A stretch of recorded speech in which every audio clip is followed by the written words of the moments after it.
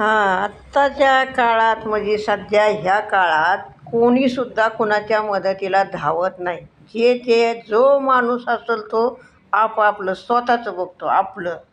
आपलंच पोट भरायचं. एखाद्या समोरच्या माणसाला बी बाबा जरा मदत करायची. आता रस्त्यावर जर ॲक्सिडेंट झाला तर आपलं बघतेत म्हणजे कसं बघतेत? व्हिडिओ करायचा. त्याचा व्हिडिओ करायचा. तो तिकडं हातपाय खोडीत का पडलेला असेना, हातपाय हलवत हलवत हलवत तो पडतो, पाणी मागतो, वाचवा म्हणतो, पण कोणी त्याच्या मदतीला जातच नाही. नुसते लांबून व्हिडिओ काढते. गाड्या बाजूने जात्यात, टू व्हीलरवाले बाजूने जाते, पण कोणीसुद्धा त्याला मदत करीत नाही.